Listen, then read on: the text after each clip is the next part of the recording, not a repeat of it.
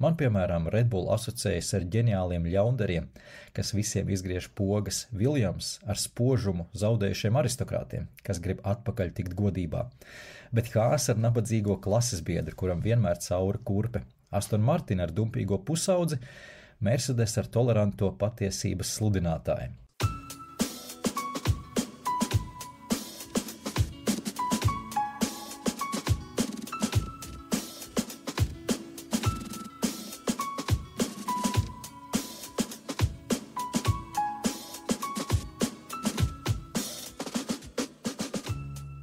Šis ir podcasts Restarts, mani sauc Aldis Putniņš, un šīs būs sarunas par motorsportu.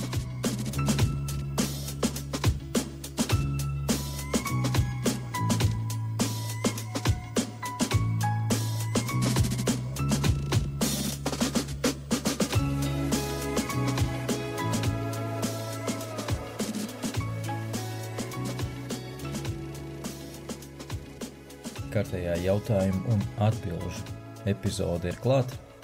Patiesībā podkāstā Restarts, ja ļoti nemaldos, šāda epizode ir tikai otrā, kas sastāv pilnībā no jūsu jautājumiem un attiecīgi manām atbildēm. Tas nozīmē, ka vārds kārtējā laikam šeit nebūs īsti vietā. Bet es ļoti ceru un domāju, ka mēs turpmāk varētu šādas epizodes rīkot nedaudz biežāk, kā tikai reizi pusgadā, jo iepriekšējā bija pagājušās sezonas noslēguma daļā, jo jūsu skaits, proti Patreon skaits, ir palicis krietni lielāks. Līdz ar to arī es jūtu, ka tā jautājumu skaits ir palielinājies viennozīmīgi salīdzinot ar iepriekšējo reizi. Un otra lieta ir tāda, ka iepriekš arī ļoti regulāri šādu praksi pielietoju arī komentējot pagājušajā gadā Formula 1 sacīks, jo īpaši treniņu braucienos, kur ārkārtīgi daudz cilvēku skatījās un tiešraidē uzdeva jautājumus. Un šāda saziņa arī man ļoti patika. Katrā ziņā tas ļāva nedaudz vairāk saprast, par ko tad interesējas sekotāji, fani, līdzjutēji, tie, kas skatās Formula 1 ikdienā. Līdz ar to arī šādā veidā vismaz daļai varam mēs kopā ar Robertu arī saprast, kas interesē jūs, kādas tēmas, par kurām tēmām jūs gribat diskutēt un runāt. Un arī šie jautājumi ir uzskatāmi pierādījumi tam visam. Pāris jautājumi turklāt ir ārkārtīgi interesanti. Ievadā jūs jau redzējāt vienu daļu no jautājumu. Jāsaka uzreiz, ka tiešām šeit pats jautājums jau ir uzdots lieliskā formā un visu cieņu, protams, arī jautājumu uzdevējai šajā gadījumā, jo, lai noformulētu šādu jautājumu, arī tomēr ir jāiespringst, jāpiedomā, jānoformulē savas domas. Tā kā es teicu, visu cieņu. Paldies par šo jautājumu. Centīšos uz visiem atbildēt, uz dažiem plašāk, uz dažiem varbūt ne tik ļoti. Galvenais jāskatās ir, lai nepārskrienam pāri laikam, tā stunda apmēram mums ir dot, un tajā mēģināšu arī iekļauties. Bet pirms sāku atbildēt uz jautājumiem, vēl pāris organizatoriskās lietas šajā gadījumā pār to, kas tuvākajā mēnesī un nedaudz vairāk ir gaidāms Patreon lapā. Neaizmirstam, ka mums tuvojas Sennas bojājas gada diena, kas būs māja sākumā, tāda 30 gadi paliek kopš tās liktenīgās dienas, un tas nozīmē, ka arī mēs šajā gadījumā gatavosim īpašu saturu.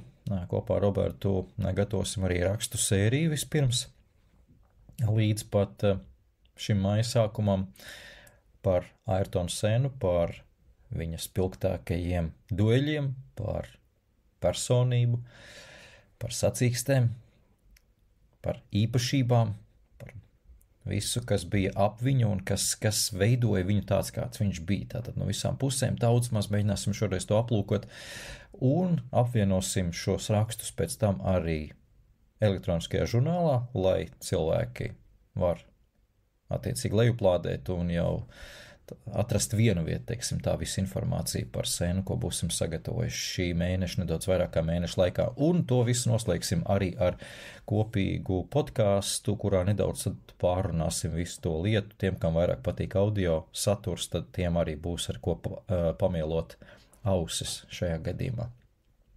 Tas tik tālu par plāniem. Protams, paralēli tam visam ies arī daudz maz aktuālās lietas. Grand Prix posms mums ir gaidām šajā nedēļas nogalē, neaizmirstam Austrāliju. Noteikti būs arī mums no Austrālijas arī kaut kādi atskati un atskaites par treniņiem, par kvalifikāciju. Tad jau skatīsimies, kādā veidā un formā tas viss notiks. Un atgādina arī, ka būs citi podkāsti, protams, kā vienmēr mums ir FNCLV podkāsts kopā ar Jāni Vanku, kas ir pēc Grand Prix posmiem, tas tāpat arī turpinās, līdz ar to Patreon lapā mēs īpaši nepārklājamies ar informāciju, kas ir uzreiz pēc posma, jo tas ir šajā FNCLV podkāstā, un attiecīgi pirms posma ir ideāla formula formāts jau iekš Viljam Hill kanāliem, atrodams, kurā šoreiz vairāk būs, tieši pirms Austrālijas posma, vairāk būs par Alpīnu beidīgo sezonas sākumu. Es gribētu teikt pat arī katastrofālo sezonas sākumu, sīkāk, smalkāk analīzi par to visu. Šeit mums arī bija viens no jautājumiem, ar to es patiesībā arī sākšu. Man liekas, ka man ir salikt jautājumi chronoloģiskā secībā, kā tika arī tie uzdoti, ja es ļoti nemaldos. Tā kā viens no pirmiem jautājumiem reiz bija par Alpīnu, tā kā sāksim mēs arī par šo tēmu, bet, kā jau teicu, tad tā ļoti, ļoti dziļi tajā šoreiz nelīdīšu, jo tā sīkā, smalkā analīze mums būs nedēļas otrajā pusē, piekdienā, šajā ideālā formula podkāstā. Bet, tad ķeramies pie jautājumiem. Jautājumus aicināju uzdot gan komentāros pie šīs ziņas, kur attiecīgi mēs paziņojām par to, ka būs jaunā epizode, jautājumu atbilžu epizode, un arī ir iespēja uzdot, ja nu negribas savu vārdu varbūt popularizēt publiski, ir iespēja sūtīt ziņu, messages, tātad vairāk jau privātā formā, tur arī ir iesūtīti 2 jautājumi, bet, ja nemaldos, kādi 9 vai 10 jautājumi bija zem komentāriem, 9 laikam beigalā bija. Tā kā pietiekami daudz, kopā 11 jautājumi, es ceru, ka visiem arī sanāks iziet cauri. Es domāju, ka ir sanāks. Jā, arī nedaudz pārilgsim pāris stundai, tad neko darīt šoreiz. Bet tad ķeramies klāt tiešām. Ārvis Kudiņš bija pirmais, kas uzreiz faktiski pēc publicēšanas arī atsūtīja šo jautājumu, tā kā paldies Ārvim par operativitāti. Jautājums sekojošs. Aldi, pēc tavām domām, Alpīna veiks lielu izrāvienu sezonas laikā kā McLaren vai arī paliks pelotona lejas galā?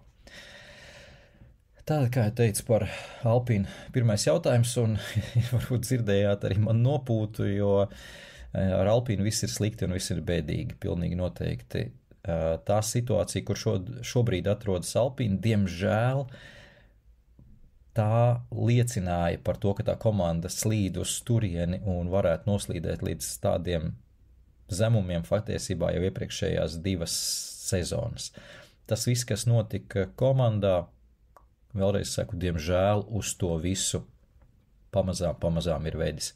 Gan šī komandas cilvēku atlaišana, vispirms jau Otmārs Afnauer, protams, tur pa vidu vēl ļoti daudz augsta līmeņa vadošie cilvēki ir aizgājuši, turklāt tādi cilvēki, kas Alpīna komandā, pirms tam tā saucās Renault, pirms tam tā, varam vienkārši to saukt pa Enstonas komandu, jo tur daudz citām dažādām komandas šiltītēm ir gājusi cauri. Šiltītes virs durvīm ir mainītas, bet cilvēki tur ir strādājuši, Elans Premā, Bobs Bels, savulaik.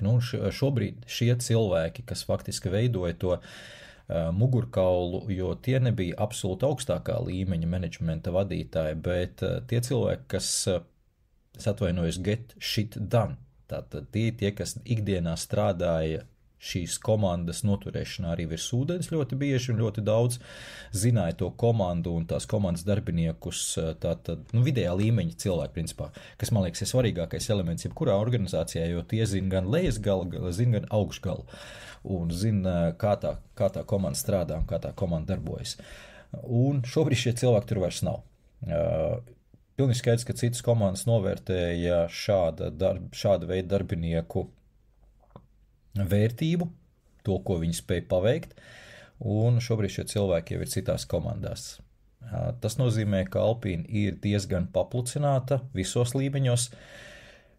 Jau esmu runājis šajā podkāstā arī iepriekš par to, ka pilnīgi noteikti 95% vainas šajā gadījumā par šādu izgāšanos un šādu krīzi ir jāuzņemas kompānijai, Renault kompānijai šajā gadījumā, kas, manuprāt, šajā jaunajā Formula 1 ērā ir nedaudz dīvaini nodefinējusi tās savas prasības un mērķus attiecībā par Formula 1 projektu, kas ir bijis pārsvarā mārketinga projekts Alpine brandam, kas ir ļoti saprotami. Alpine brands, kā jau es esmu iepriekš teicis, ir salīdzinoši mazs un niecīgs, un Formula 1 projekts un jebkura atpazīstamība, ko nodrošina Formula 1, ir milzīgi priekš šī brenda. Mūžā nekad tādu nebūtu iespējams nopirkt par naudu, ņemot vērā, ka šobrīd Formula 1 arī turklāt finansiālā ziņā daudz maz viss ir sakārtots un milzīgi ieguldījumi nav vajadzīgi, tad tā ir bezmaksas milzīga reklāma Alpine, ko nekādā citādā veidā Renault nedabūtu. Tā kā, no viņu skatu punktu šāds projekts strādā, un viņam īpaši nav svarīgi, vai komanda ir 5., 6., 4. vietā. Pēdējā vieta gluži, es domāju, viņa plānos neietilpst, jo tā jau tomēr ir anti-reklāma zināmā mērā. Kā jūs teicu, priekš ražotāji, tomēr tas ir pa zemu. Bet tur ir tā problēma, ka ja tajā brīdī, ka komanda finišēja, kā jūs teicu, 4., 5., 6. vietā, un kompānija ir apmierināta ar šādu rezultātu, un tai nav ambīcijas neko darīt lietas labā, nav ambīcijas veikt arī kapitāla ieguldījums, jo tā ir tā lieta, kur tomēr ir nedaudz iepakaļus arī Renault un Alpine, līdz ar to komanda, kur ir mainījušies noteikumi pēdējos 2 gados, atceramies arī par šo esam runājuši Williams komandas sakarā, un daudz komandas ir izmantojušas tiešie konkurenti, šajā gadījumā Alpine, visi lejasgala komandas, izņemot Haas, ir izmantojuši šo iespēju veikt šos kapitāla ieguldījumus, un tas ir doma par nākamajiem gadiem, un Renault to nav darījuši. Tā visa rezultātā, es domāju, tā krīze pamazām ir iestājusies un ir sākusies. Skaidrs, ka tas noilgums vienmēr Formula 1 ir krietni lielāks, kaut kur var braukt uz iepriekšējā viņa rezultātiem, bet tieši tas pats attiecās arī uz krīzi. Tā krīze arī līdz ar to būs diezgan ilgstoša. No tās tā pilnvērtīgi izkāpt un visas važas nokratīt nebūs iespējams ne sezonas, ne 2 sezonu laikā. Protams, ir iespējams trāpīt varbūt arī jaunajā tehniskajā ērā ar dzinēju, ar šasiju un atgriezties kaut kādā līmenī, bet tiklīdz pārējās komandas atkal sāk šo attīstību un jau balstīsies uz tiem saviem pamatiem, kas tām būs jau tādi krietni stingrāki pamati un sakārtoti pamati uz visiem saviem kapitāla ieguldījumiem, uz modernajiem instrumentiem, tā tālāk tā projām, tad atkal atgriezīsies Alpine krīzē. Šeit es tā nedaudz projicēju uz priekšu, bet jūs saprotat, ka tātad uz tādiem šaubīgiem, svārstīgiem pamatiem nekas ilgstoši nevar būt, pat ja būs ik pa brīdim kaut kāds uzplaiksnījums pie tehnisko noteikumu izmaiņām, pat ja tāds uzplaiksnījums sanāks Alpine vienībai. Bet ātri pavisam atpakaļ pie jautājuma, Ārvi komentāru un jautājuma būtības, tātad vai izdosies sezonas laikā veikt to izrāvienu, tad es esmu pārliecināts, ka neizdosies šoreiz, jo atšķirība starp McLaren un Alpine ir tāda, ka McLaren komanda, atceramies pagājušā gadā, kad viņi prezentēja savu pagājušā gada modeli, viņi arī visiem skaidri un gaiši stāstīja, ka ar šo modeli mēs neko neceram, neko negaidām, nekas labs te nebūs, bet mums tiek gatavots uzlabojumu pakets, kas ir bijušas jau aeronautiskā tunelī un projektēšanas fāzē iepriekšējo pusgadu.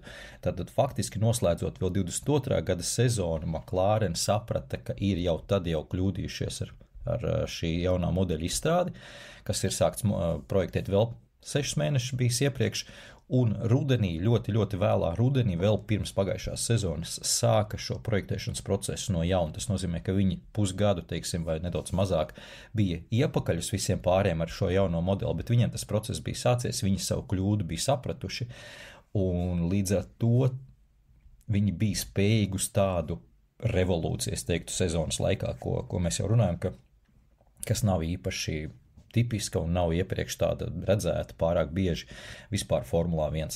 Bet, kā jau teicu, viņiem tas process bija jau sācies aizklausēs, mēs to varbūt tajā brīdī vismaz nezinājām, bet viņi paši to apzinājās. Un savukārt Alpine nekā tāda nav, viņiem šobrīd nav fonā B versijas modelis, kuru viņa izstrādā 3, 4, 5 mēneši, nekā tāda nav.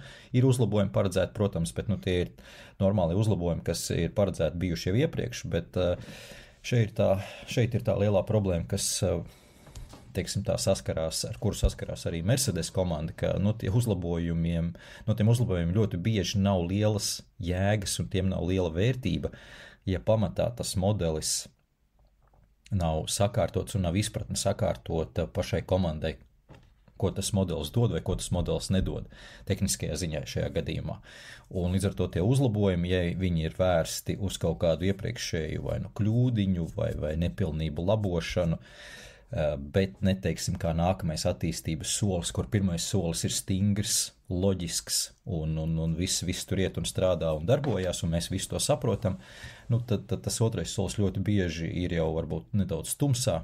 Un tādai komandai kā Alpine, es teiktu, ka šobrīd tā situācija ir diezgan šaubīga visos virzienos. Turklāt ir tehniskais direktors atkāpies arī aerodinamikas boss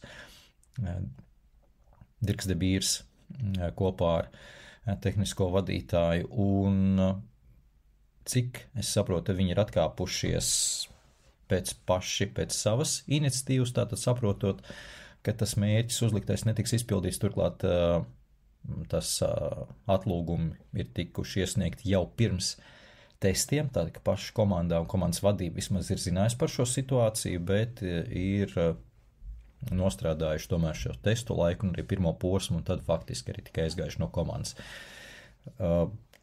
Alpine to izmantoja, lai uztaisītu nedaudz citu tehnisko schēmu vai tehnisko struktūru komandā, šeit iedvesmojoties ļoti no tās pašas McLaren komandas, tātad uz šiem 3 pilāriem balstīs turpmāk šo tehnisko struktūru savā vienībā. Tas solis, es nezinu, es neesmu tik ļoti menedžmenta, mārketinga, ne menedžmenta cilvēks, lai saprastu, vai tas ir labāk vai sliktāk. Mēs redzēsim uz McLaren piemēru, kā tas strādā vai nestrādā. Tas, manuprāt, tomēr galu galā jebkurā gadījumā ir atkarīgs no tā, kā šī struktūra tiek pārvaldīta un kādi cilvēki ir šīs struktūras kodolā. Bet vismaz tas, ka komanda kaut ko cenš šajā ziņā darīt, tas laikam ir pozitīvā lieta, un acīm redzot arī šī tehniskā vadītāja un aerodinamikas bossa aiziešana komanda izmantoja, lai pātrinātu šo procesu un lai šo jauno struktūru ieviestu uzreiz šajā stadijā. Tā kā process ir tikai sācies, un diemžēl tas ir kārtējais restarts. Jāsaka, mēs tos restarts varētu skaitīt pēdējos gados. 5. vai 6. restarts Alpine, Renault komandai. Un katrs restarts atmet šo komandu atpakaļ. Tas ir pilnīgi noteikti. Atceraties, bija 5 gadus plāns, atceraties, bija 100 sacīkšu plāns, tad jau vairs saprata kompānija un komanda, ka nevar tur konkrēti kaut kādu laiku uzlikt, un šis plāns, skaidrs, šie iepriekšējie plāni, neviens nav aizvests līdz galam, neviens nav realizēts, kaut kādā brīdī kaut kas ir iebuksējis, cilvēki ir aizgājuši, un nākamā slota nāk un slauka visu pa jaunam, un atkal jauni mērķi tiek uzstādīti. Šobrīd konkrēti mērķi netiek uzstādīti, bet tā īsa atbilde uz Arvi jautājumu ir, es domāju, ka nē, sezonas laikā nevarēs atgriezties Alpine un veikt tādu izrāvienu kā McLaren, jo nav viņiem pamati šobrīd ielikti tādam izrāvienam. Atceramies, kā jau teicu, McLaren komandai tādi pamati bija. Tālāk, nākamais jautājums mums ir Emīls prasa par Alonso. Par Alonso mēs vēl pieminēsim arī citos jautājumos, bet jautājums sekojoši no Emīla. Vai šī ir Alonso pēdējā sezona vai būs kārtējā laimes meklēšana? Alonso patiesībā ļoti interesants personāžs. Laikam jau jāsaka, visu laiku viņš mums tāds ir bijis, bet šobrīd atkal ir uzmanības centrā, ņemot vērā, ka tur arī ar konkurētspējas līmeni Alonso viss ir kārtībā, tad viņš šobrīd ir kļūst tiešām par ļoti tādu svarīgu figūru arī pilotu tirgu. Un pilotu tirgus, es domāju, jums nevienam nav jāstāst un jāskaidro, cik šogad ir turbulents, cik ir aizraujoši un kādi pavērsieni tik te nevar būt. Un šobrīd Alonso, es esmu pilnīgi drošs un pārliecināts, ka ir tajā īsajā sarakstā vairāku vadošo komandu bosu sarakstā. Proti, tikpat labi mēs Alonso varētu ieraudzīt Red Bull un tikpat labi mēs Alonso varētu ieraudzīt Mercedes nākamajā sezonā. Un tas, protams, ir kaut kas vēl pirms pāris gadiem absolūti neiedomājams. Šī situācija ar Maksu Verstapenu par to, kā jūs teicat, nedaudz vēlāk, jo tur ir viens konkrēts jautājums šajā sakarā, es pievērsīšos tad vairāk šai lietai, bet attiecībā par Alonso, tad situācija ar Maksu Verstapenu un Lewis Hamiltonu komandu maiņu, Verstapena gadījumā potenciālo komandu maiņu un Hamiltona maiņu uz nākamo sezonu uz Ferrari. Alonso šajā faktiski uzreiz trio ir nākamais cilvēks, kas varētu teorētiski mēģināt 1-1 aizstāt jebkuru no šiem. Varbūt negluži, varbūt Verstapena līmenī vai Hamiltona līmenī varētu nostartēt Alonso. Ļoti iespējams, nezinu, tas ir tāds atklāts jautājums, bet viņš ir vienīgais, kas ir tāds, kā briti saka, plug and play, respektīvi paņem, ieliec un īstermiņā tu nebūsi zaudētājs aizstājot Hamiltonu vai aizstājot Verstapenu. Verstapenu varbūt ne, kā jūs teicat, tur tomēr šobrīd izskatās, ka tas līmenis tiešām ir ojojoj, bet vistuvāk tam līmenim varētu būt tieši Fernando Alonso. Mēs varam strīdēties, ka tur ir daudz citi kandidāti, kas varētu būt tuvu un ar laiku tajā līmenī. Jā, es piekrītu, tas pats Sainz noteikti varētu būt, bet es domāju, ka šobrīd vismaz īstermiņā Alonso ir pārāks, un Sainzam, protams, ir cits pluss, ka viņam ir rezervē vēl karjerā tur gadi, kas Alonso vairs nav, bet no otras puses, gan Mercedes, gan Red Bull gadījumā tur tikpat labi pastāv iespēja, ka viņiem arī vajag tādu īstermiņa risinājumu. Un šeit no Alonso pozīcijām raugoties, es domāju, ka viņam šobrīd fonā ir vairākas sarunas, vai no viņa puses iniciētas sarunas, vai tieši pie viņa ir nākuši komandas vadītāji par nākamo sezonu.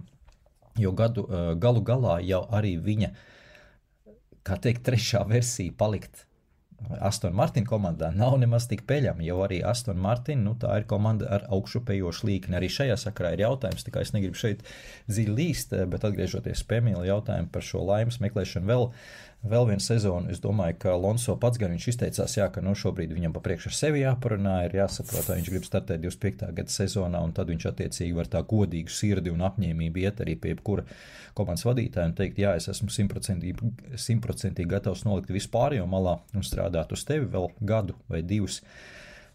Es domāju, ka šo lēmumu šobrīd viņam palīdz, vismaz ar sevi runājoties, palīdz pieņemt šo lēmumu situāciju pilotu tirgu, jo viena lieta ir saņemties 40 un cik tur gadu vecumā vēl vienu sezonu aizvadīt un fiziski gatavoties un mentāli gatavoties, bet ja tu tā īsti pie uzvarām potenciāli netiec, un tā ir viena lieta, bet ja tu pārēj uz komandu, kas ir Red Bull vai Mercedes, un esi tajā situācijā, kur vari cīnīties par uzvarām un varbūt pat par titulu, tā ir pavisam cita lieta.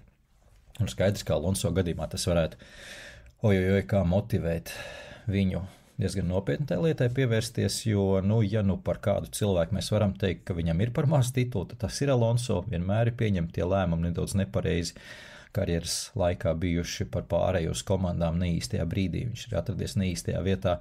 Tā kā tas, es domāju, ka būtu visai, ne tikai pašam Alonso, bet visai Formulai 1 būtu tāds diezgan episks stāsts, ja Alonso uz 40 gadu, kā pārkrietni 40 gadiem izcīnītu savu trešo titulu un atvadītos ar to no Formula 1 čempionāta. Jo nedaudz, laikam, iebrienot gan citā jautājumā šeit uzreiz es arī teikšu, ka Mercedes gadījumā tieši šāds īstermiņa risinājums pirms nāk iekšā tas pats Antonelli būtu pat absolūti ideāls. Pieņemsim, ka tas pats Toto Wolffs izdomā, ka Antonelli varbūt nākamgad vēl nedaudz ir pa zaļu un vēl vajag viņam ielikt stažēties tā pašā Williams komandā, tad Alonso 1 vai 2 gadu šāda ienākšana būtu absolūti ideāli pirms nāk Antonelli, atvainojos. Tā kā, jā, Alonso, es domāju, ka noteikti šobrīd ir tas melnais zirdziņš mums pilotu tirgū, kas varētu diezgan daudz lietas izmainīt. Iesim tālāk. Oskars Skrūzis Janavs prasa sekojoši. Kā vērtē K-Mag? Tātad, tie, kas nezin, tas ir Kevins Magnusens. Iepriekšējā sacensībā aizkavējot visus, lai Niko Hulkenbergs tiek pitstopā, nezaudējot pozīciju. Ģeniāla stratēģija vai nesportiskā uzvedība bremzējot visus? Ļoti labs jautājums, jo tiešām šeit tā robeža ir ļoti, ļoti šaura. Man kā skatītājiem ārkārtīgi patika šāda taktika, šāda komandas spēle. Viens pilots strādā uz otru, mēs pārmaiņas pēc redzam nevis to, kā vienas komandas iekšienē divi piloti plēšās savā starpā, bet taktiski strādā, un šo mēs esam redzējuši daudz. Atcerieties, tas pats Alonso savulaik pirms pāris gadiem nodrošināja Okonam uzvaru, bloķējot aiz sevis vairāk apļu garumā Lewisu Hamiltonu, kuram pēc tam nebija laiks vairs noķert Estebanu Okonu. Tā kā tas viss ir redzēts, un tas ir skaisti un eleganti, kamēr netiek pārkāpti noteikumi. Vienīgā lieta, kur šeit var piekasīties šai situācijai, ir otrais sods, ko saņēma Magnusens, proti par agresīvu cīņu ar Tsunodu. Viņam bija šī cīņa ar Tsunodu, pēc kuras viņš izbrauca ārpus trases un atgriezās Tsunodam priekšā un saņēma šo 10 sekundžu sodu, otro 10 sekundžu sodu. Un šis gan jau ir nedaudz neglīti, un es paskaidrošu, kāpēc. Jo faktiski šeit gan ir arī daļēji vainojami, es negribu teikt, ka tiesneši, jo mēs vienmēr vainam tiesneši patiesībā jau tie noteikumi, jo tiesneši iet pēc priekšrakstiem un piešķir sodus pēc noteikumiem.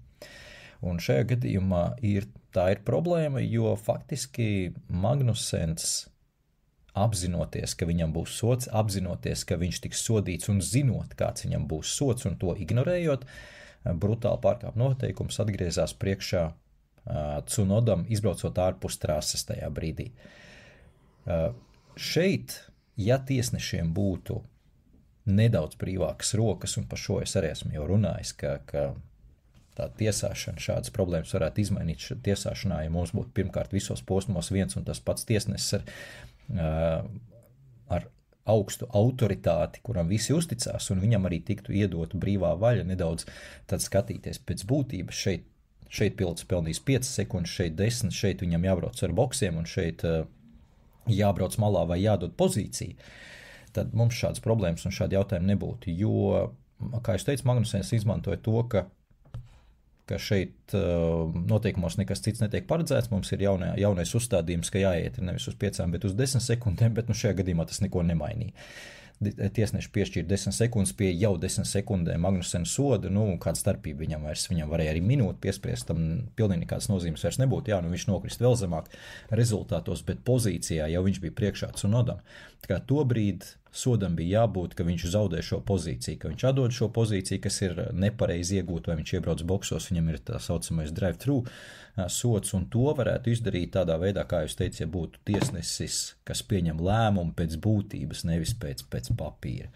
Tā kā, kā es teicu, šeit ir tāds koks ar nedaudz diviem galiem, ka vienā ziņā tur taktika un komandas spēle, urā, man ļoti patīk un priecē tādas situācijas. No otras puses, komanda tomēr izmantoja to, ka šoreiz noteikumi ir tādi, kādi viņi ir, un tiesnešiem nav tiesības tur ielīst tajā nedaudz dziļāk. Tā kā es domāju, ka šeit ir FIA jādomā. Bet FIA vispār par daudz lietām ir jādomā šobrīd ārkārtīgi, tā kā nemetīsim tur vēl viņiem darbus virsū. Ejam tālāk. Šis ir arī ļoti interesants jautājums. Kaspars Baranovskis prasa: sveiki, vai sākot ar 2026. gadu nevarētu būt tā, ka pēkšņi Red Bull dominanci nomaina Aston Martin sakarā ar pāri uz Honda dzinējiem un Red Bull iekšējām problēmām? Varbūt Maks jāpāriet nākamgad nevis uz Mercedes, bet gan 26. gadā jānomaina Alonso Aston Martin. Ļoti labs jautājums, Kaspar, paldies, jo pirmajā brīdī varbūt šis neliekas loģiski. Patiesībā viss, kas saistās ar Max Verstappen aiziešanu no Red Bull, es domāju, ka arī jums nedaudz liekas neloģiski, ņemot vērā, ka viņš pagarināja līgumu, līdz kuram tur bija līdz 27. gadam, manuprāt, bija tas līgums tika pagarināts jau 21. gadā, tad vēl pa 5 gadiem. To jau viss sen esam aizmirsuši, kad tas notika, un tajā brīdī viss bija labi, viss bija skaisti. Kāpēc arī Red Bull vajadzēja tik garu līgumu šo pagarināšanu, jo tas Red Bull komandai deva ļoti, ļoti spēcīgas kārtas sarunās ar partneriem. Tātad viņi varēja teikt partneriem: lūk, mums galvenie cilvēki, visi Adrians Ņūjs, Maks Verstappens ir piesaistīti komandai vēl uz 5, 6, 7 gadiem. Mums tas stabilitātes periods joprojām turpināsies.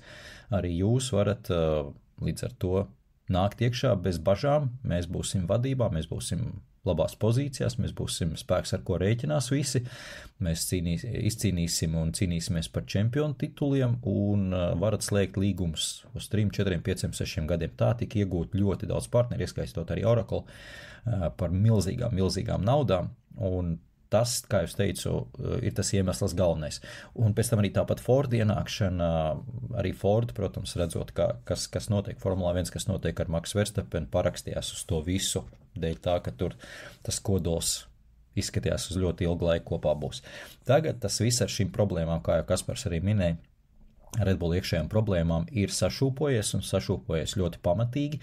Tā visa rezultātā arī partneri līdz ar to sāk šūmēties, un tas skaidrs, ka to situāciju vēl vairāk tur destabilizē, bet jautājums nebija par to, jautājums bija par Aston Martin. Un šis man izraisa tiešām smaidu, jo vairāk es par to domāju, jo loģiskāk man tas liekas. Uzklausiet mani līdz galam pirms sprauslājiet un izslēdziet podcastu, jo Aston Martin šobrīd arī nedaudz, tagad es atkāpšos un runājot jau varbūt par kaut kādu aiznākamo jautājumu, kur tika jautāts noformulēt komandas, ar ko saistās, ar ko asociējas katra komanda, tad Aston Martin man asociējas ļoti ar tādu snaudošo gigantu. Komanda, kurā ir ieguldīts milzīgas naudas, viss ir modernizēts, uzcelta jauna mītne, viss ir pa jauno, pa kruto,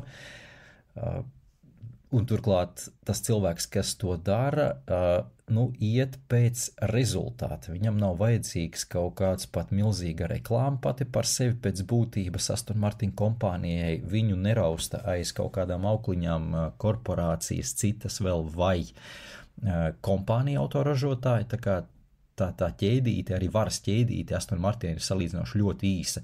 Proti Lawrence Strolls, tad ir vidējā līmeņa menedžmenta vadītājs Martins Vitmārš un attiecīgi Kreks, tāda vertikāla ķēdīte, nekā ārkārtīgi sarežģīta. Un tas ir vēl viens iemesls, kāpēc Verstappens tur varētu iet, arī Jos Verstappenu, jo, ja salīdzinām ar to politisko situāciju un politisko ainu, kas ir Red Bullā, kur mums ir taizemieši, kur mums ir austrieši, kur mums ir Helmuts Marko, tam visum pa vidu un Kristians Horners, tad tur tādi bloki, šitādi bloki, un tur tā politiskā spēle ir ārkārtīgi sarežģīta. Aston Martin nekā tāda nebūs, un tas, es domāju, ka ļoti uzrunātu Verstappenus, kas ir ārkārtīgi pēc būtības vienkārši cilvēki, kas grib labāko situāciju, labākajā komandā, bet braukt. Viņi grib braukt, viņi grib piedalīties sacensībās, nevis politikā iesaistīties. Un tādā ziņā tā vide Aston Martin varētu viņus uzrunāt. Tātad tas ir pirmais punkts. Otrais punkts, kā jūs teicāt, ir par šie visi ieguldījumi. Tā komanda iet uz augšu. Trešais punkts, un to jau arī Kaspars pats pieminēja, ir Honda. Honda, neaizmirstam, šobrīd ir tas dzinējs, tas motors, kas ved Verstappenu uz uzvarām, uz tituliem.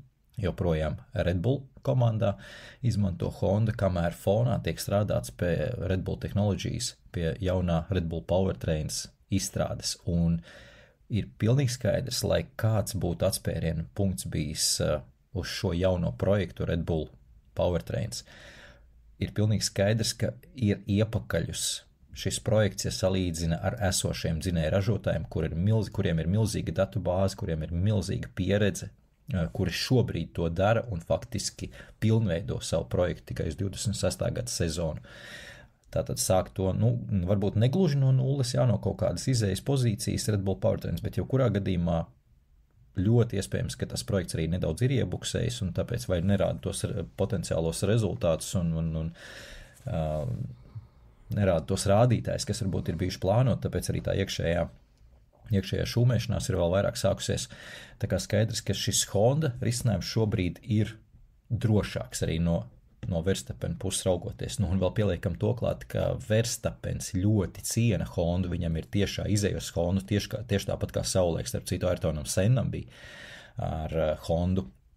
Tieši tādā pašā veidā, jo Honda arī pieķeras vairāk tā kā personālijām, un skaidrs, ka vispār Japāņiem tā mentalitāte ir tāda, ka viņi pret rietumu korporāciju kā tāda izturās vienmēr ar ļoti lielu piesardzību un uzmanību, savukārt personiskā līmenī, cilvēku līmenī, kas piloti tādi ir, viņi var pieķerties ļoti cieši un krietni vairāk uzticēties. Un tā ir noticis, un tas ir neizbēgami. Tas neizbēgami noticis senas laikā, tas bija tāds fenomens, ko interesanti bija papētīt, un šobrīd tas neizraisa absolūti nekādu pārsteigumu vairs, ka tieši Honda ir vairāk pieķērusies Maxam Verstappenam kā tādam, nevis Red Bull kompānijai, kas ir, kā jūs teicu, kā korporācija, kurā ir iekšējā politika un kur katrs valk to deķīt uz savu pusi, un Hondai tas galīgi nav vajadzīgs tādas spēlītes. Pieliekam vēl klāt tam visam, ka Verstappens ļoti labi pazīst Danu Fellows, kas ir tehniskais vadītājs. Aston Martin savulaik kopā strādājuši ir tātad Red Bull komandā. Turklāt ne tikai Dans Fellows, tur vēl vairāki augstā un vidējā līmeņa darbinieki ir Verstappenam labi pazīstami no Red Bull laikiem. Un pieliekam vēl tam visam klāt, ka noteikti Lawrence Strolls atrastu iespēju, un es pat teiktu, ka jau šobrīd tā komanda tā tiek veidota, ka Maxam Verstappenam būtu krietni mazāk arī jebkāda veida mārketinga pienākumi, jo īpaši sacīkšu nedēļas nogales laikā viennozīmīgi, tā nav tāda korporācija kā, piemēram, Mercedes ar milzīgiem partneriem atbildību, kur vajadzētu noteikti arī atstrādāt to visu. Aston Martin, protams, arī kaut kas būtu tajā pašā zaļajā kombinezonā jādara, bet salīdzinoši krietni mazāk paskatāmies kaut vai tagad uz Alonso, viņam ir uztaisīts pāris fotosesijas tur, bet tādas milzīgas aktivitātes, jo sevišķi satīkšu nedēļas nogales laikā, kad tomēr jāpievēršas ir pamatlietām, tad Alonso tādas nav. Līdz ar to saliekam visus tos punktus kopā, un es domāju, ka varbūt vēl kādas, pa kādiem es vēl neesmu iedomājies. Nauda, jā, pareizi, nauda. Tur arī nauda netiek skaitīta un nauda nepietrūks, lai Maxam Verstappenam samaksātu milzīgu algu. Tā kā zaļā versija izskatās ļoti laba.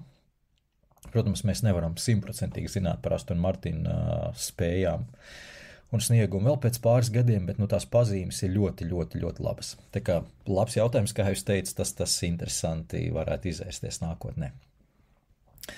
Ejam tālāk.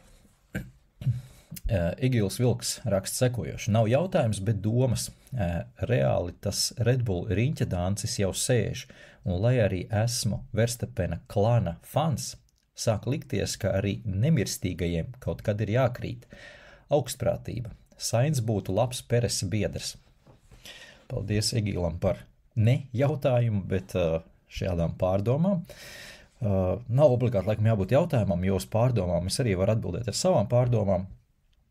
Un šajā gadījumā es to pagriezu sekojoši, kurš tad varētu aizstāt Verstappenu Red Bull komandā. Es domāju, ka tas uz to vedina domāt, jo jā, tas par inķedanci un par to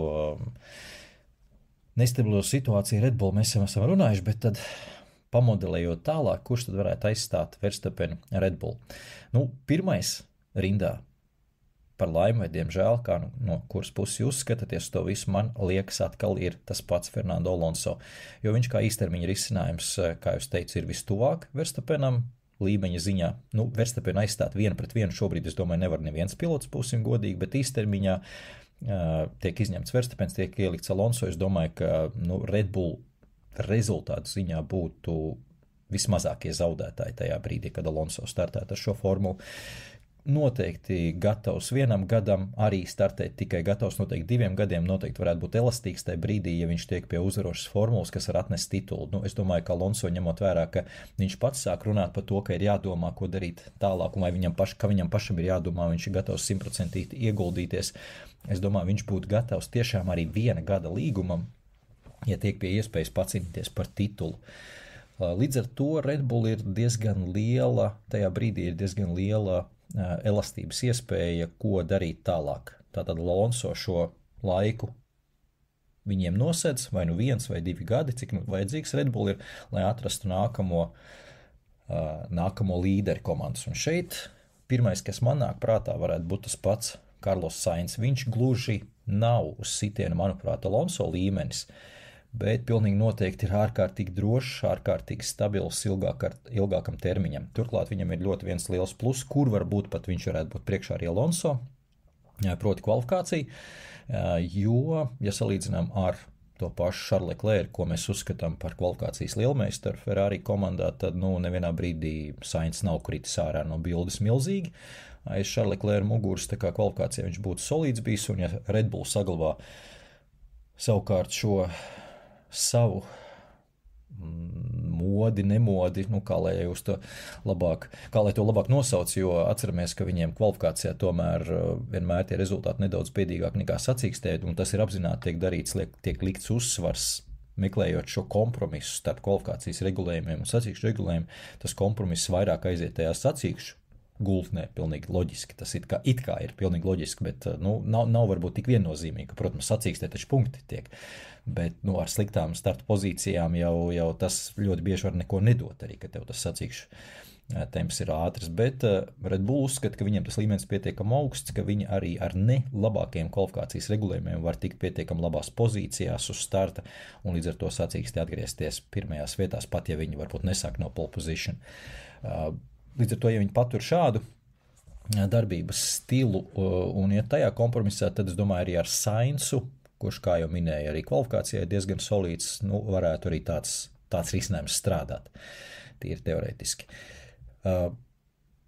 Noteikti Sainz būtu arī lētāks par Verstappenu šajā ziņā, par Alonso. Es nezinu, Alonso, kā tur ar naudas lietām skaits, ka pa lēto viņš tur arī neies, bet Sainz noteikti varētu būt lētāks par Verstappenu, tā kā tur arī paliek vēl pāri naudiņas citām lietām.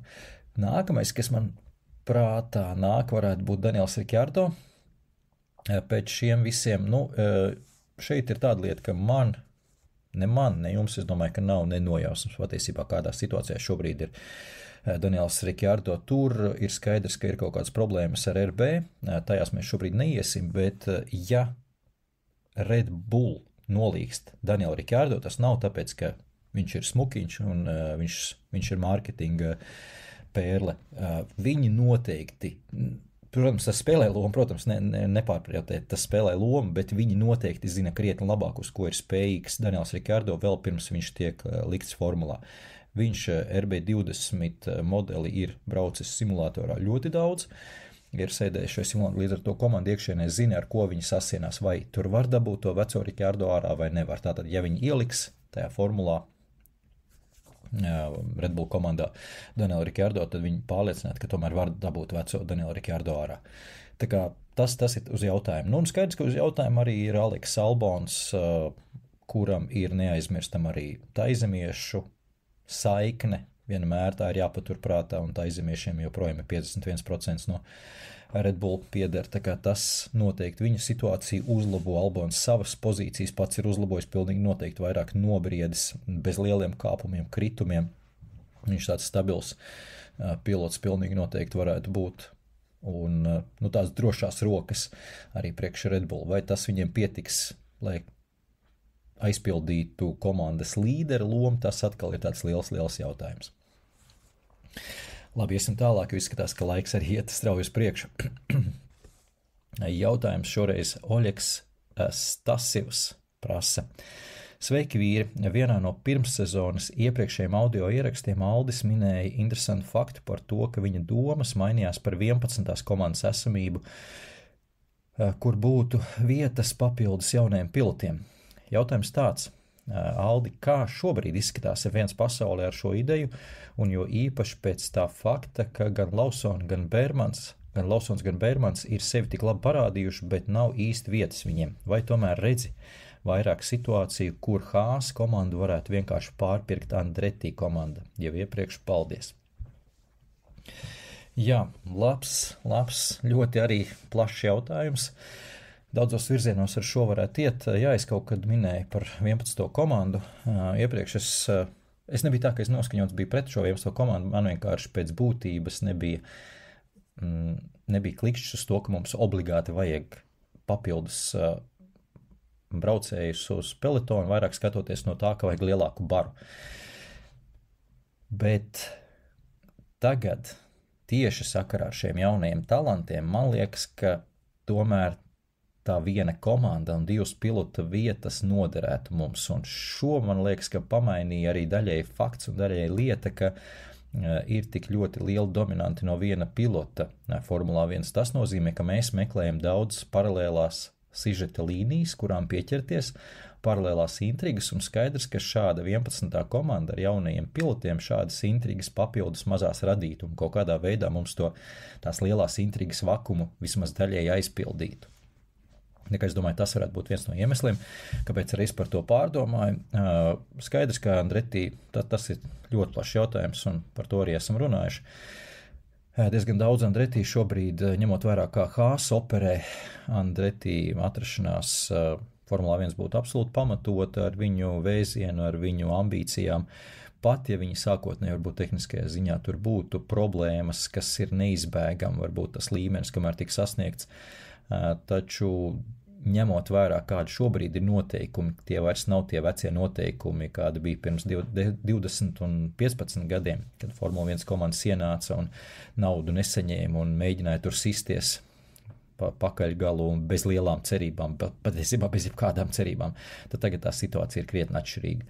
Līdz ar to drīzāk mēs varētu skatīties to situāciju tā, kad tā Andretti būtu daudz maz normālā līmenī, nevis vai tā būtu normālā daudz maz līmenī. Proti, pēc pāris gadiem, es domāju, tā situācija izlīdzinātos. Un skaidrs, ka tiem jaunajiem talantiem arī vajag tomēr kaut kur nedaudz tālāk no starmešu gaismām aplausties nedaudz un asināt tos zobus. Nu un jā, Lawsons un Bermans šobrīd tiešām pirmie nāk divi prātā, kuriem nedaudz trūkst vieta Formulā 1 no otras puses, jums vienkārši ir, tā tīri matemātiski uzreiz paņemat esošos 20 pilotus un pasakat, kurus jūs divus noteikti būtu gatavi upurēt, lai ieliktu vietā Lawsonu un Bermanu. Šobrīd izskatās, ka es esmu gatavs upurēt pat 3 no esošā 20-nieka, proti, es arī šeit nelīdīšu dziļāk iekšā, tas ir cits jautājums, bet tas varētu būt Logans Sargents, tas varētu būt Guan Yu Zhou un tas varētu būt Lance Strolls. Viņiem visiem ir bijušas otrās iespējas, Lancam Strollam vismaz 3., 4. un 5. iespējas. Neviens no viņiem nav tik ļoti sevi spilgti kaut kādā mirklī parādījis, lai es teiktu, ka tur vēl var dot iespēju, jo tas pats Guan Yu Zhou nevienā brīdī nav izgāzies, nepārprotiet, viņš nav švaks, bet mēs neesam redzējuši, ka viņam ir kaut kāds vēl lielāks, augstāks potenciāls. Un vienu no daudziem, vienu no 100, es domāju, ka mums šeit nevajag, ja varbūt tas pats Bermans, varbūt Lawsons ir tāds, kas ir savā potenciālā krietni tuvāk tam top 3. Šeit es arī, protams, absolūti fantazēju pagaidām, bet mēs meklējam tādus jaunos pilotus, un līdz ar to ir bijusi gan pirmā iespēja, gan otrā iespēja, gan Sargentam, gan Guan Yu Zhou. Tā kā, manuprāt, es vismaz nebūtu pārliek bēdīgs, ja viņu vietā būtu Lawsons un Bermans. Tad, respektīvi, ja viņi pazust, es būtu priecīgs, ja viņu vietā būtu Lawsons un Bermans, bet es nebūtu pārāk bēdīgs, ja viņi pazust. Jo brīžiem ir tāda situācija, ka mēs sakam, jā, tie jaunie netiek iekšā, bet īsti jau nav, kā vietā neredz nevienu pilotu, kuru tiešām mēs nomainam, un mēs nebēdājam, ka viņš šeit nav, jo viņam nav vispār nekāda potenciāla. Šoreiz es teiktu, ka tomēr pāris tādi ir. Un pēdējā jautājuma daļā, kur Oļegs prasa par šo situāciju, vai Haas varētu pārpirkt Andretti, uz šo jau tika iepriekš mudināts, arī neoficiāli, arī aizkulisēs tā visa situācija, bet ir skaidrs, ka arī amerikāņiem laikam tur tā saskaņa nav, Džīnam Haasam arī ar Maiklu Andretti līdz galam, lai gan Maikls Andretti, tur galā tas ir tīrais bizness un tas ir tīrais darījums un lūdzu, šī tik nauda, un Džīns Haas tiek pie milzīgas naudas, un darījums noslēgts, bet, acīm redzot, pagaidām Džīns Haas tajā virzienā neskatās. Ejam tālāk. Nākamais jautājums. Joanna Kristīne Golubeva prasa sekojoši. Man vairāk filozofiska doma jautājums par komandām. Katra komanda prezentē sevi caur kaut kādām vērtībām, un visām Formula 1 komandām ir sava dinamika. Man, piemēram, Red Bull asociējas ar ģeniāliem ļaundariem, kas visiem izgriež pogas, Williams ar spožumu zaudējušiem aristokrātiem, kas grib atpakaļ tikt godībā, bet Haas ar nabadzīgo klases biedru, kuram vienmēr caura kurpe, Aston Martin ar dumpīgo pusaudzi, Mercedes ar toleranto patiesības sludinātāju. Kā jūs redzat komandas un ar ko tās asociējas? Kuras vērtības saskatāt komandās un, ja būtu iespēja, kurai komandai gribētu pievienoties strādāt?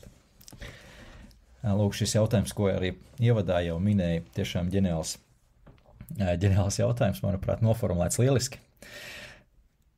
Šī ir interesanta lieta, jo tas paver tādas vairākas interesantas tēmas, un šeit par šīm asociācijām, jo tas, ko raksta Kristīne, es saukšu viņu par Kristīnu, ir nedaudz nesakrīt pilnīgi noteikti, vai pat pilnībā nesakrīt ar manu perspektīvu, kā es skatos uz šīm komandām, vai ar ko man asociējas šīs komandas, tā zemapziņā nedaudz. Un, manuprāt, šeit ļoti izteikti es gribētu minēt, ka Kristīna ir sākusi sekot līdzi arī lielā mērā un iespaidojusies kā ļoti daudz, līdzstēji arī no Drive to Survive. Un no šīs ēras, līdz ar to tā perspektīva, no kuras viņi skatās arī uz šīm komandām, ir nedaudz cita. Līdz ar to man Viljams noteikti nekādā veidā nesaistās ar vārdu aristokrāti.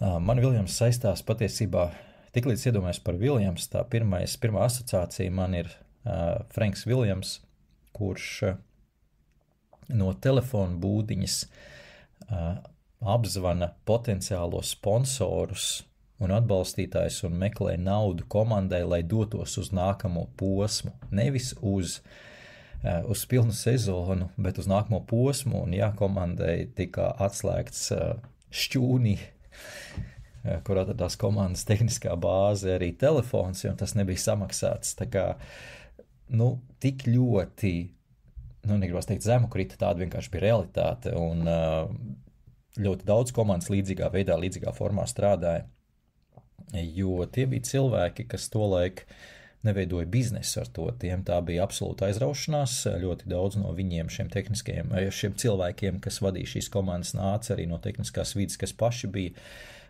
arī tehniskie vadītāji, līdz ar to tā komandas arī vadības stils bija tāds uz ļoti inženieriju balstīts, un arī tagad, starp citu, ja jūs komandās paskatieties, tad ļoti daudz cilvēku pie vadības grožiem ir ar tehnisko fonu, tad mēs varam saukt par to pašu Jamesu Valvs, kas Viljams komandā ir, arī tagad pie stūres, tā pašā Alpīna komandā atceramies, Famins nāk no dzinēja departamenta, un arī citās komandās ir ļoti daudz cilvēku ar tieši tehnisko izglītību, nevis ar menedžmenta izglītību, kā savukārt ir, vai biznesa izglītību, kā savukārt ir tā pašā Mercedes komandā Toto Wolffā. Bet tā arī cita tēma. Līdz ar to, ja man nedaudz cita perspektīva uz Viljams, un kā es teicu, noteikti nesaistās man ar tādiem aristokrātiem, viennozīmīgi. Turklāt, ja mēs pastamies uz senajos laikos, tad Viljams bija vispār ļoti īpatnē komanda pat savos labākajos laikos, ko noteikti piemin arī Kristīna savā piemērā, kad spožumu zaudējuši aristokrāti, tad savos labākajos laikos viņi nekad nemaksāja pilotiem īpaši daudz un nemirkli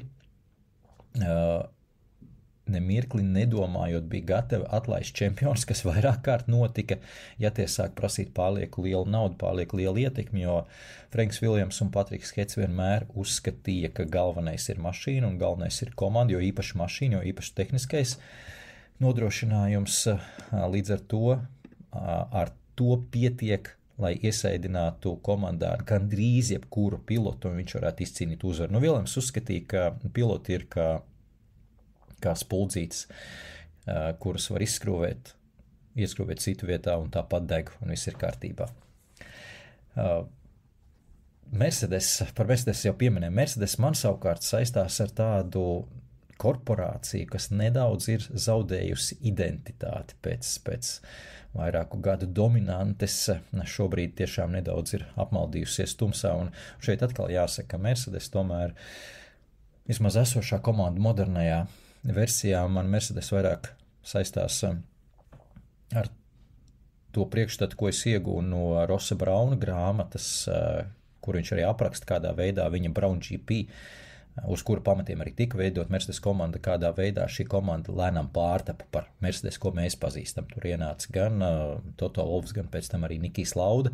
Šis triumvirāts bija nekādu brīdi kopā un lēnām tika izstumts no tās viss Ross Brauns, un to lielā mērā arī izdarīja Toto Wolffs. Un es nesaku, ka tas bija absolūti nepareizi, jo mēs redzam pēc tam, ka bija šie panākumi un rezultāti, bet līdz ar to man arī priekšstats par Toto Wolffu ir nedaudz izveidojies pēc šīs grāmatas. Un, attiecīgi, Rosa Brauna tādu stāstījumu par to visu formu. Par Red Bull man ir laba asociācija. Red Bull man asociējas kā tādi panki, kas ir kļuvuši par biznesmeņiem, bet viņiem tā panka dvēseli joprojām ir iekšā. Un kāpēc es tā to domāju? Jo tas bija tas laiks, kad Red Bull pārņēma savulaik no Ford kompānijas šo Jaguar vienību.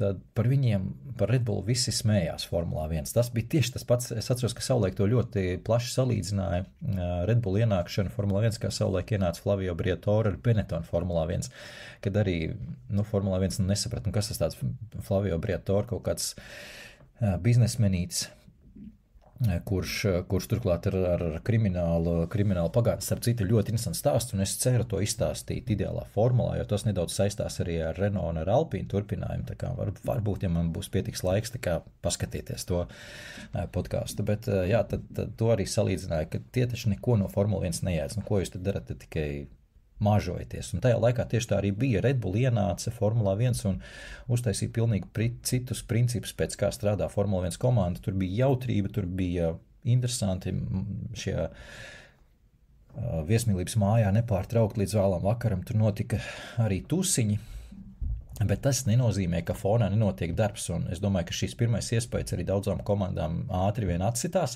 par Red Bull, jo Red Bull, redzējām, strādāja fonā pamatīgi, spēja pārliecināt pareizos cilvēkus, ieskaitot Adrianu Ņūju, kurš tieši tāpat sākumā skatījās uz viņiem kā uz tādiem pajoliņiem, kas tikai tusēt māk un enerģijas dzērienus dzert.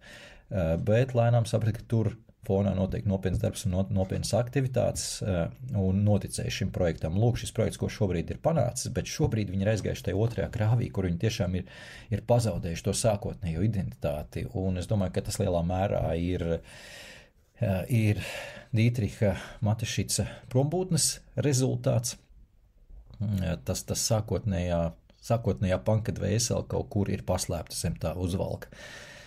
Tā kā, jā, manuprāt, tie ir panki, kas kļuvuši par biznesmeņiem. Tas lecīgums ir saglabājies, bet nav vairs tā jautrība tajā Red Bull, pilnīgi noteikti. Bet man joprojām jāsaka Red Bull milzīgs paldies, to es esmu daudzkārt teicis reizēs, kad esmu uz vietas un strādāju arī Grand Prix nedēļas nogalēs, tad tā ir tā vieta, kur dodos ēst un kas rūpējas par žurnālistiem, pabaro, padzirda nabadzīgos žurnālistus.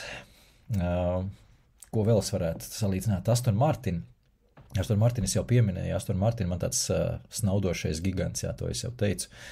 Zaļais milzis, zaļais trollis, kurš nedaudz tagad ir zem sūnām iesnaudies, bet ir gatavs celties, mosties un satricināt visu šo pasauli. Un arī bija iepriekš šis jautājums, neatceros, kurš to uzdeva par to Max Verstappen pievienošanos. Un tiešām atbildēšanas laikā pamazām es atradu vēl un vēl tos iemeslus, kāpēc ir vērts pievienoties Aston Martin. Un skaidrs, ka pagaidām tas izskatās varbūt dīvaini no šīs dienas perspektīvas, bet varbūt nākotnē tur varētu būt diezgan skaļas lietas.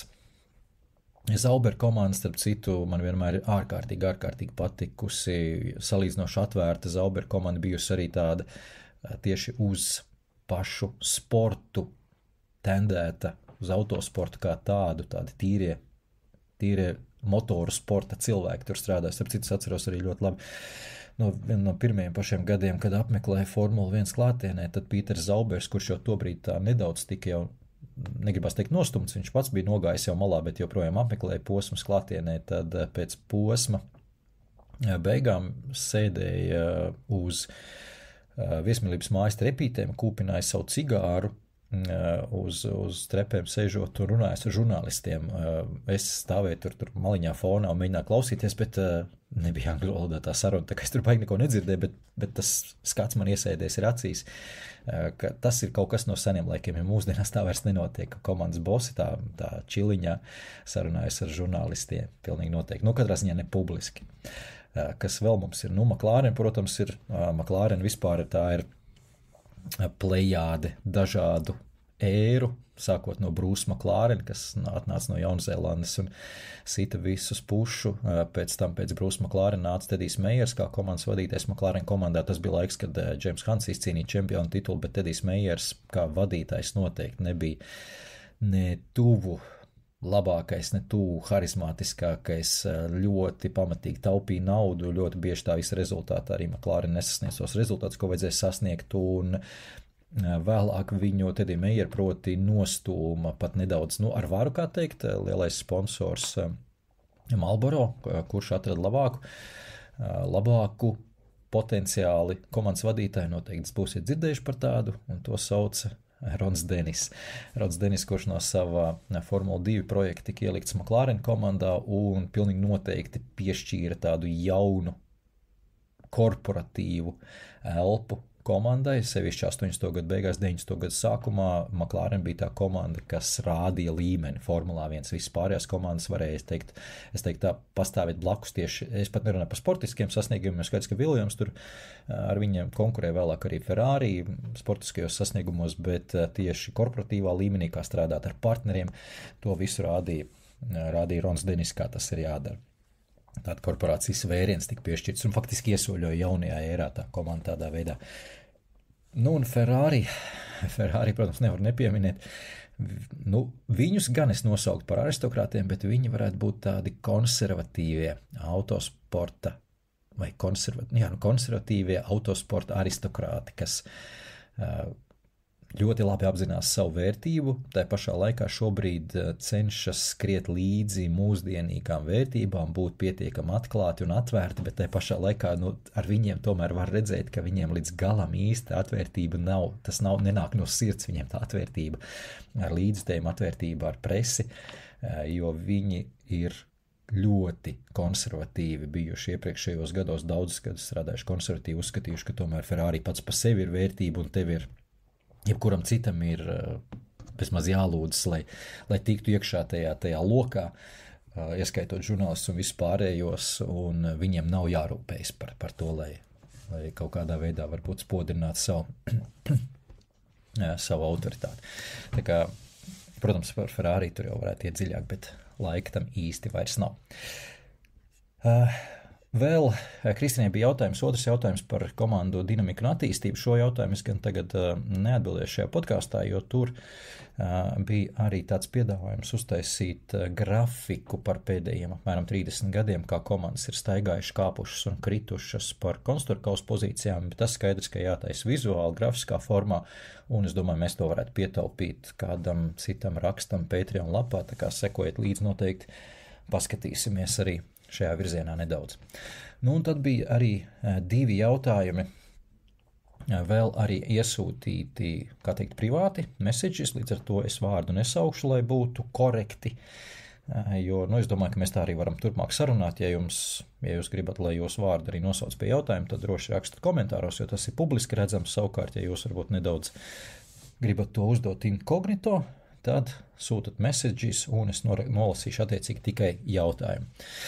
2 jautājumi bija. Viens jautājums bija par Bērmanu. Vēlreiz gribētu dzirdēt par Bērmanu debiju kopumā, ņemot, kādi ir viņa panākumi zemākajās formulās un kā vērtēt sacīksti džidā, cik patiesībā tas bija superīgi un cik no tā visa ir mašīna. Ļoti sakrīgs jautājums. Šajā ziņā, pavisam ātri par viņa sniegumu zemākajās sērijās. Viņam, Bērmanam, tātad čempionu tituli Vācijas F4, Itālijas F4, turklāt vienā sezonā, tas bija arī viens no pēdējiem gadiem, kad vispār Vācijas F4 vēl turināja pastāvēt, tā kā šeit vairāk jāņem tas Itālijas F4 kā etalons, tad attiecīgi viņam arī 3. vieta ir Formula 2 čempionātā, Formula 3 čempionātā 22. gadā, tas bija nākamajā sezonā, un pagājušajā gadā viņš jau bija Formula 2, kur viņš bija 6. Nebija tā kā spilgti panākumi, bet tā bija debijas sezona, viņam šogad 2. gads ir Formulā 2. Jā, pilnīgi noteikti tas CV pa zemākajām klasēm gluži nestāv blakus varbūt Oskara Piastri un tādiem spilgtākajiem CV no zemākajām formula sērijām, bet nav arī noteikti tā līdz izgāšanās. Bet tas jautājums, manuprāt, pats interesantākais šajā visā ir, cik no tā ir formula un cik no tā ir pilots. Skaidrs, ka viņš iesēdās Ferrari. Vēl pozitīvā lieta ir jāņem vērā, ka viņš iesēdās Ferrari, kas ir šī gada versija, jo viņam būtu krietni grūtāk parādīt šo rezultātu, ja viņš iesēstos šajā formulā, kas bija pagājušā gada versija, kas bija diezgan nervoza, diezgan sita atpakaļ pilotiem pa pirkstiem, ja tie gribēja izdarīt kaut ko vairāk nekā tā mašīna gribēja. Tas bija tā kā neiejāts Mustangs nedaudz, un jebkurā brīdī varēja tomēr izmest no segliem arī pilotu, tad šogad tā mašīna ir krietni piejaucētāka, un tas vienmēr ir labi no pilota viedokļa. Ļoti bieži tas nozīmē, ka varbūt tas maksimālais potenciāls, ātruma potenciāls mašīnai nedaudz zemāks, bet tās ir pēdējās tās 0,1 sekunde, bet tāpat laikā priekš debitanta tas ir absolūti ideāls risinājums.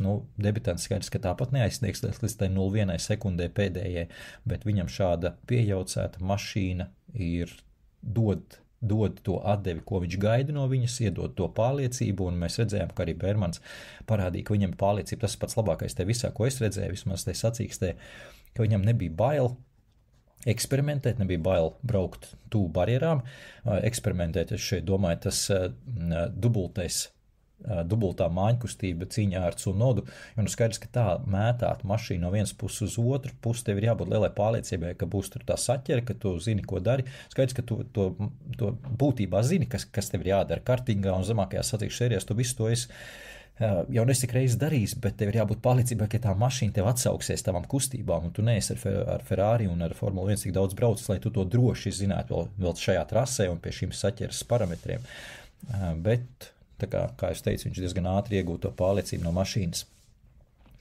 Un vēl viena lieta par Bērmanu ir tā, ko viņš pats teica arī šajā intervijā, kas man ļoti interesanti likās, ka viņš teica, ka Formula 1 is driver limited, tātad angliskā versija, tātad tur latviski izsakoties, tas ierobežojošais faktors ir pilots, nevis tehnika.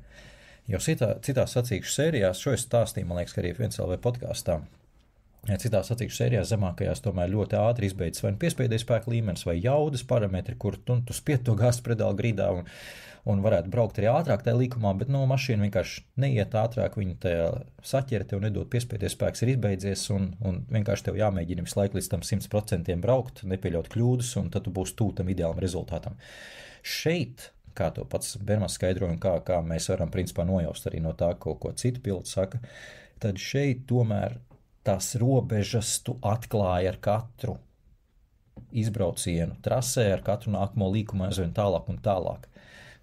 Proti, tu izbrauc vienreiz to līkumu, braucot nākamajā reiz to pašu pagriezienu, tu jau vari ar slēdžiem, ar regulējumiem, ar diferenciāli, ar bremžu sadalījums starp priekšu un aizmugurējās un spēlēties un vēl izbraukt ātrāk to līkumu un vēl atrast kaut kādas saķers robežas un piespieties spēku papildus un vēl ar svara pārnesi spēlēties. Un skaidrs, ka tur ir kaut kāds limits, cik pilots spēj to visu darīt, jo īpaši jaunais pilots, kam jādomā arī par citām lietām. Un to teica Bērmans, ka viņš pilnīgi skaidrs, ka nav atklājis vēl visas robežas šajā ziņā, jo viņam tās lietas, kas viņam bija jādara apli laikā, bija pietiekami daudz un dažādas, un pietiekami daudz aizņem laika, lai viņš nespētu vēl līdz galam atrast tās 0,1, 0,2, 0,3 sekundes, ko viņam iedotu teorētiski šī spēlēšanā, šī eksperimentēšana un tā tālāk tā joprojām. Bet tas, ka viņš apzinās, ka tur vēl ir tajā visā un ka tur līdz tam var nokļūt un viņš nokļūst, tas, es domāju, arī, ka ļoti labs rādītājs. Par Bērmanu arī varētu daudz runāt par mums pēdējiem piemēriem, kad tādi gadījumi bija, atceraties starp citu, pirms Bērmana savulaik. Niks de Vries mums nesens gadījums, bet tur arī Niks de Vries pēc tam, kad pilnvērtīgi tik pie iespējas, cik viņš mums nostartēja 10 sacīksts pilnajā sezonā. Vai Bērmana liktenis būs līdzīgs, arī daudz tiek runāts par to, ka ir liela pārliecība, ka Bērmanam tomēr tas talanta līmenis ir augstāks kā Nikam de Vriesam. Labi, un pēdējais jautājums laikam šoreiz šajā podkāstā arī mums tika iesūtīts iekšmessages. Jautājums ir sekojušs. Labvakar! Jautājums, kas man liktos interesants priekš nākamā podkāsta epizodes, varbūt sīkāk izstāstīt, kur slēpjas Helmuta Marko ietekme Red Bull komandā. Ja nemaldos, tad viņš tur skaitās kā konsultants atbildīgais par jauniem braucējiem, bet nenoliedzami viņš komandā ir starp 3 ietekmīgākajiem personāžiem. Liekas interesanta specifika, jo citās komandās vismaz neesmu pamanījis konsultantu pēdiņās ar tādu ietekmi komandas kopējo lēmumu pieņemšanā. Lielisks jautājums, manuprāt, jā. Šis vēl viens piemērs, ap citu, jo man arī tā Helmuta Marko situācija un loma komandā liekas tāda, jau tāda pašsaprotama un skaidra, un skaidrs, ka cilvēki, kas ienāk pēdējos pāris gados un seko tam visam līdzi, es pilnīgi saprotu, ka ir tāda nedaudz neizpratnē, kas tas pa pelēko kardinālu ir Helmuts Marko. Pilnīgi noteikti tāda situācija var rasties. Patiesībā tur Helmuta Marko loma ir jāmeklē ļoti, ļoti sen. Pirmkārt, sāksim ar to, ka viņš ir pats sacīkšu braucējs bijis. Es domāju, ka to jūs zinat. Viņš arī savulaik tādā nepatīkamā incidentā iekļoja ar akmeni trāpīja viņam pa aci, pa vizieri arī, līdz ar to var redzēt arī sekas.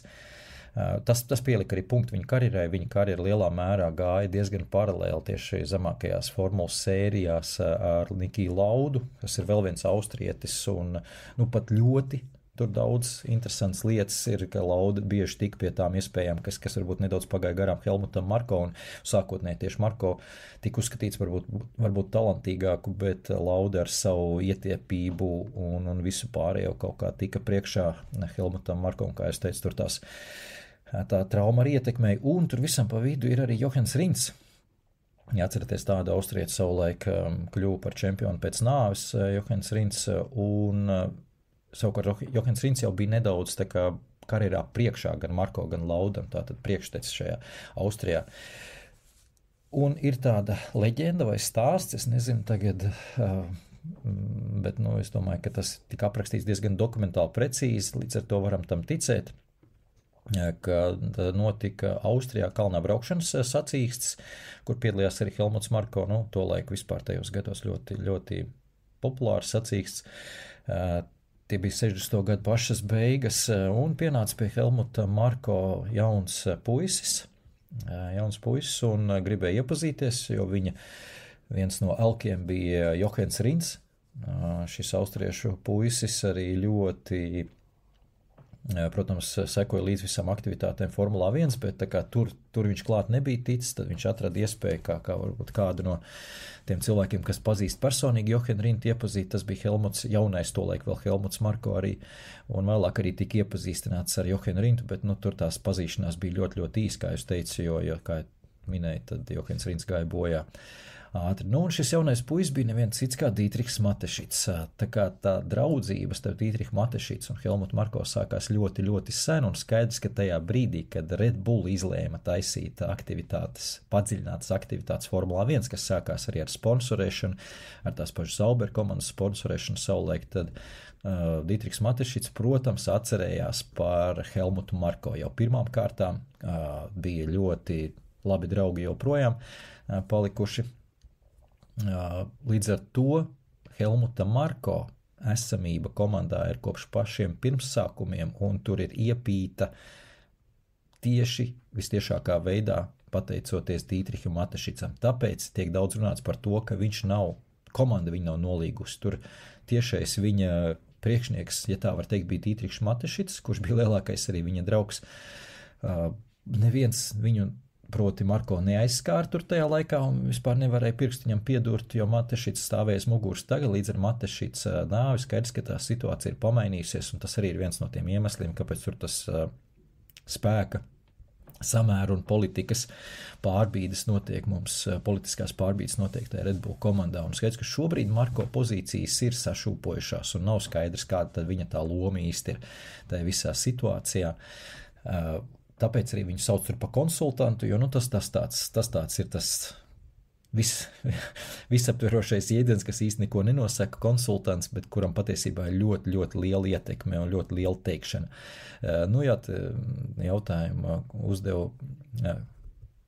Jautājumu uzdevējs, šī konkrēta jautājuma uzdevējs arī prasa par to jauno braucēju akadēmiju, viņš atbildīgs. Tad par jauno braucēju akadēmiju es teiktu, ka Helmuts Marko mēs varam diezgan arī daudz kritikas viņu virzienā vērst par šo jauno braucēju akadēmiju, jo, manuprāt, vismaz pēdējos gados, kad visas pārējās komandas ir pacēlušas jauno braucēju akadēmiju diezgan augstā līmenī, mēs paskatāmies tāpat Ferrari, tāpat Mercedes, nemaz nerunājot par Alpīnu, kura gadiem jau ir tās akadēmijas un arī labas tradīcijas ir.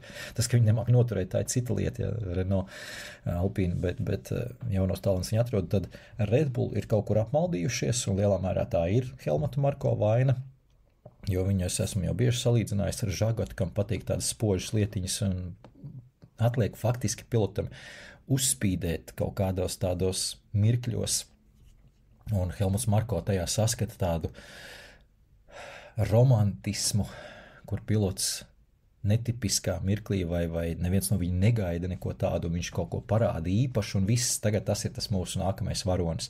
Un šeit varat skatīt un caurskatīt līdz daudz tādus piemērus, un vēlāk tie piloti, protams, ik pa brīdim nespēja varbūt attaisnot vairs Marko cerības un tiek izšauti ārā no tās akadēmijas, un tur tā kadru maiņa Red Bull akadēmijā ir tik milzīga, tik liela arī pēc šīs sezonas, pirms šīs sezonas, atvainojos, Formulā 2 tika nomainīta vesels bars, un tagad tie paši piloti, kas tika nomainīti, atkal jau rāda labu, lielisku sniegumu, tā kā, manuprāt, tā pieeja ir vairāk emocionāla, nevis zinātniska tai akadēmijai, bet skaidrs, ka mūsdienās, tur jābūt ir dziļākai tai izpratnē par to visu, un šeit ir vainojums Helmuts Marko un tai jauno pilotu akadēmija, kas iepriekš bija viena no retajām tajos laikos Red Bull agrāk, vēl bija, kā jūs teicu, tāda vēsturiski Renault šī akadēmija bija, kur mēs varam izsekot līdzi arī daudz jauniem talantiem, tad es domāju, uz to izbrauc ļoti bieži Red Bull, ka viņi bija viena no retajiem, viņi tiešām varēja paņemt pašus spilgtākos to brīdi. Tagad tā konkurence starp komandu akadēmijām ir diezgan liela,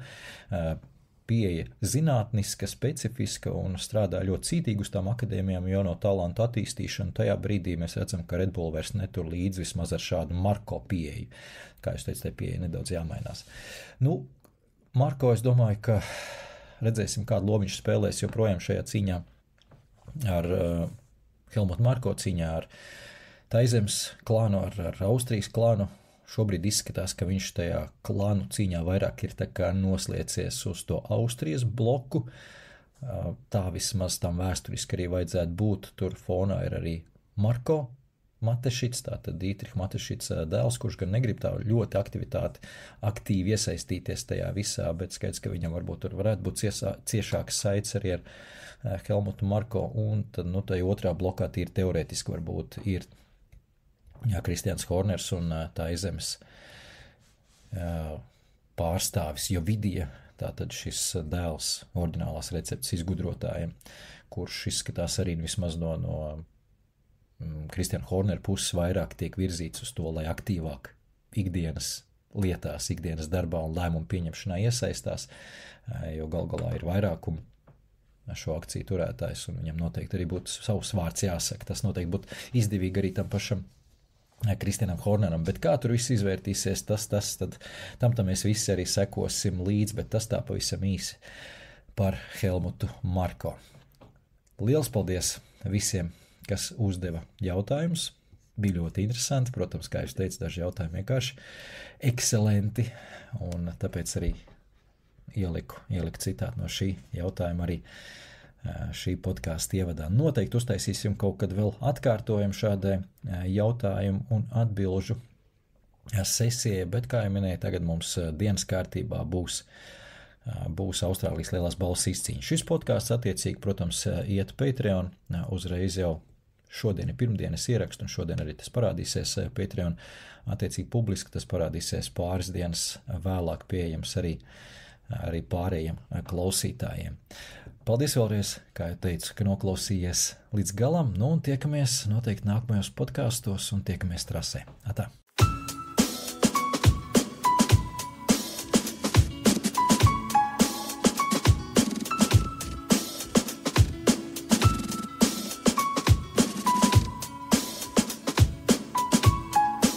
Mūzika no Perfect Muse, Lucky Number.